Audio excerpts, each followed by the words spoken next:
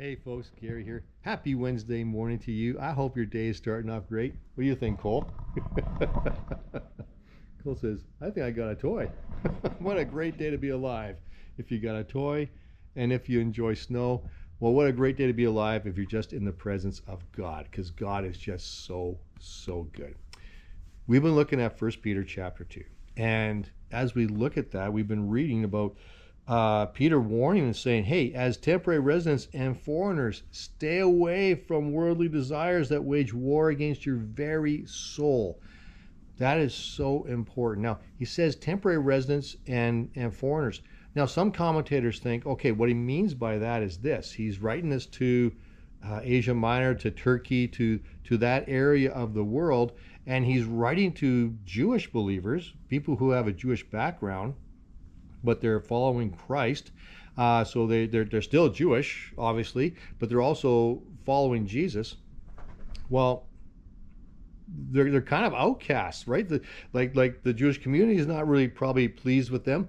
But they've also been kicked out of Rome, more than likely, because Claudius was having a big problem with the Jews, and so he said, get out of Rome, I don't want you here. And so they could very well be temporary residents or foreigners in that they're living in a strange land because they've been kicked out of their home, out of Rome. Well, that has some weight to it, and there is some logic behind that. But when I read it, I really think Peter is talking about being temporary residents, being foreigners, and that we're on loan to this world from God, from his presence, from his kingdom, that we are now citizens of God's kingdom more than we are of this world. And I think that holds a lot more weight.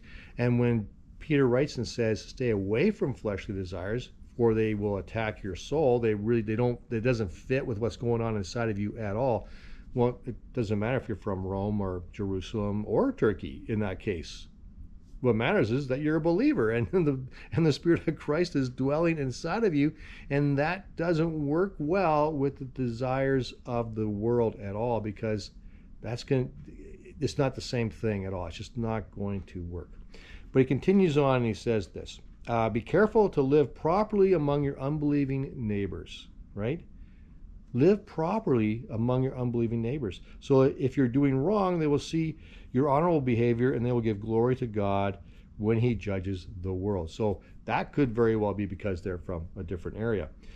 But there's something about living properly, living well, because people watch you and people notice you.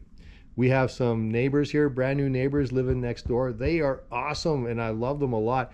Do I love them a lot? I really like them a lot. I don't know them enough to love them, I guess, but I really do like them, and we're hoping to love them a lot. And they are foreigners. They've come to Canada. They've immigrated here, immigrated from Asia, and so there's a big language barrier that we're working through, and there's a lot of cultural barriers. But here's the thing. Man, we're welcoming them into our community, and we're really trying to love them into the community for sure, because they are good people. But they are noticed. They are noticed because their language is different. Their dress is somewhat different. Their customs are different. Every time they come over to our house, we have them over and we have a great time. But they always bring gifts when they come over because that's their custom. And so they stick out.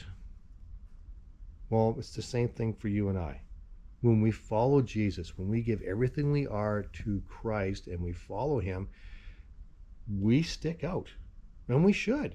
There should be an obvious difference in our life as we are temporary residents and we are foreigners when it comes to that. That a temporary resident and a foreigner, they stick out because they are different, and you should as well. But you should stick out for good reasons, not bad reasons. Stick out because of the love you have for people. Stick out because of the compassion you have. Stick out because of all the great things that God has you doing for those around you as you are a blessing to your community. Don't stick out because you're going, rawr! Don't stick out because of that, because that doesn't really attract a lot of people to God.